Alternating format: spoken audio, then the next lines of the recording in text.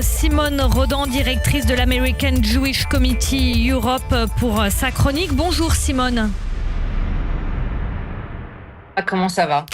Eh bien, on fait aller. En tout cas, on est ravis de vous retrouver comme chaque dimanche. La tension et l'antisémitisme sur les campus américains a fait réagir. On l'a vu ces derniers jours, même en Israël. Binyamin Netanyahou, le Premier ministre israélien, en personne a pris la parole à ce propos. Et aujourd'hui, l'association israélienne des directeurs d'université a exprimé sa profonde inquiétude face à la récente montée de violences graves, d'antisémitisme et de sentiments anti-israélien. Est-ce qu'il faut craindre une contagion de ce phénomène, Simone Rodan ? Écoutez, je pense que la réalité, c'est la contagion a débuté depuis bien longtemps. La réalité est que ce que nous voyons aujourd'hui sur les campus américains, on a beaucoup vu Columbia, c'est déjà un peu propagé partout aux États-Unis. On le voit aussi en Angleterre, on le voit maintenant aussi ici à Sciences Po. On verra le degré, le degré par lequel ce phénomène aura lieu ici en Europe. Mais aux États-Unis, le phénomène est effectivement massif. Il est dans presque toutes les universités dites d'élite, donc les Ivy League. Et c'est une situation extrêmement inquiétante. On peut bien évidemment comprendre que les étudiants américains veulent exprimer un soutien au peuple palestinien, c'est parfaitement légitime. On peut comprendre que des gens soient concernés par la souffrance humaine, par les images que ces jeunes reçoivent. Mais ce qu'il se passe là, c'est totalement autre chose. Les paroles que nous avons entendues sur place, c'est-à-dire du globalize the intifada, c'est-à-dire globaliser l'intifada, bombarder Tel Aviv, voire même bombarder les États-Unis, ce sont des choses qui vont bien au-delà de la manifestation d'un soutien au peuple palestinien. Par ailleurs, je pense même que cela a pas grand-chose à voir avec le peuple palestinien. Simone Rodan, est-ce que c'est beaucoup d'étudiants dans ces universités qui participent à ces mouvements ? Parce que c'est des mouvements très bruyants, etc. Mais ça concerne des universités où il y a énormément d'étudiants sur ces campus. Oui, vous avez parfaitement raison. Non, ce ne sont pas énormément d'étudiants, mais c'est une minorité, malgré tout, extrêmement visible, très agissante, et qui du coup crée une sorte de sentiment de peur, de silence dans les universités. Et ce qui n'aide pas, c'est qu'une bonne partie de l'administration des universités, des professeurs des universités, participent également à cela.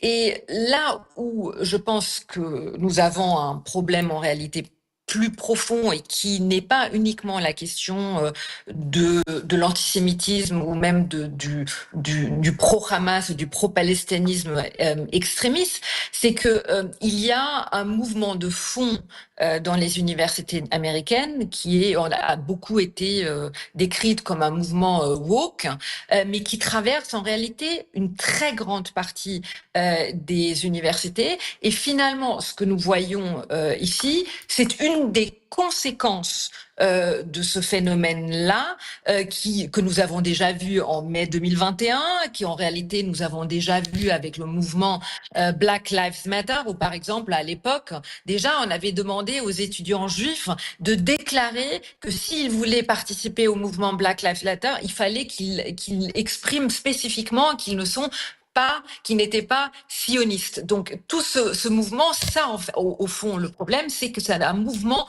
de fond dans les universités américaines. Un mouvement de fond antisémite qui exclut les juifs des combats pour les minorités.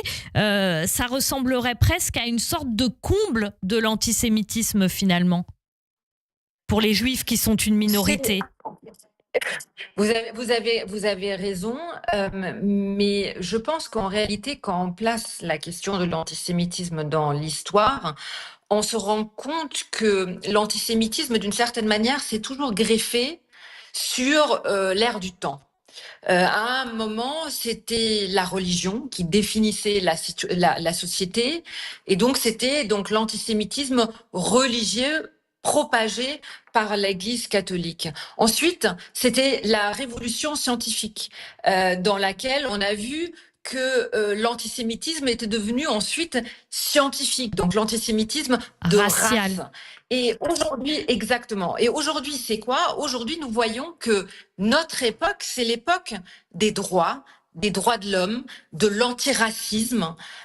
Et en réalité, je pense, c'est ça que nous voyons aujourd'hui, c'est l'antisémitisme se greffe donc sur cela, sur le féminisme d'ailleurs aussi, et est en réalité instrumentalisé pour le tourner contre les Juifs. Et donc, c'est ça aujourd'hui qui est extrêmement dangereux, parce que jusqu'à maintenant, nous voyons un antisémitisme sociétal qui était dans certaines poches dans nos sociétés, notamment ici aussi en France.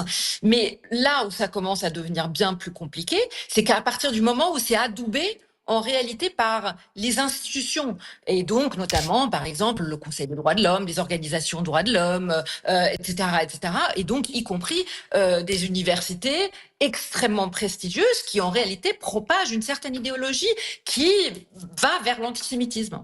On le voit, Simone Rodan, il y a beaucoup de problèmes à traiter ce fléau dans les universités.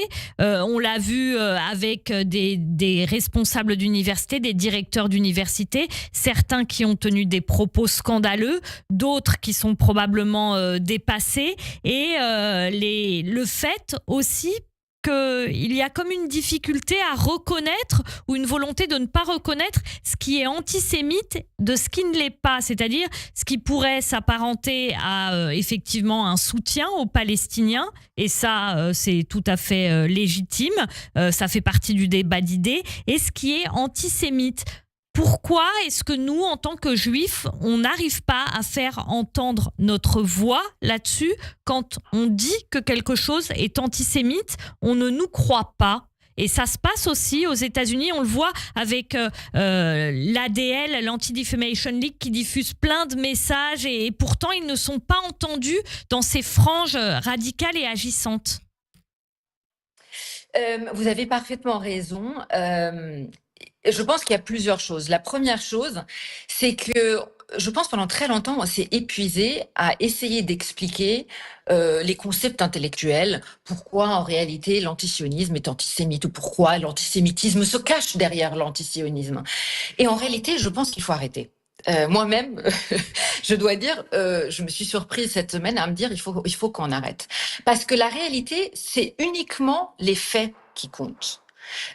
C'est-à-dire qu'à partir du moment, on peut avoir un débat intellectuel de savoir est-ce qu'il est possible d'être antisioniste et antisémite. Bon, mais la réalité, c'est que ça se traduit par des faits très concrets et que des juifs sont attaqués un peu partout au nom d'une idéologie antisioniste. Donc à partir du moment où en fait ce sont ces faits-là, c'est sur ça qu'il faut se concentrer. Et quand vous avez une explosion des actes antisémites partout dans le monde, aux États-Unis, en Angleterre, en France, en Belgique, en Allemagne, partout, partout, partout, sous couvert d'antisionisme, c'est sur ça donc je pense qu'il faut se focaliser.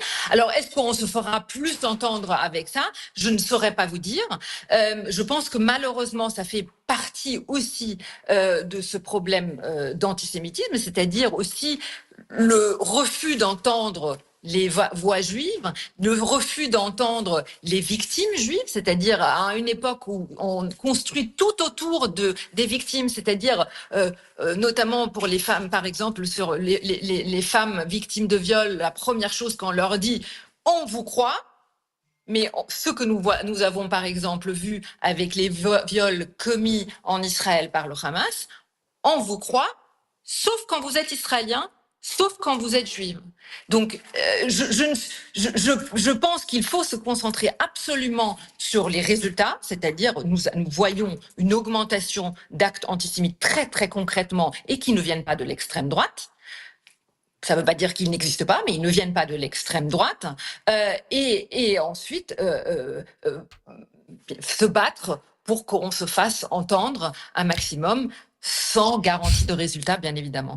Merci beaucoup Simone Rodan, qu'on retrouve toujours avec beaucoup de plaisir dans le Grand Journal chaque vendredi sur Radio J. Vous êtes directrice de l'American Jewish Committee Europe. Chag Sameach et Shabbat Shalom. Merci.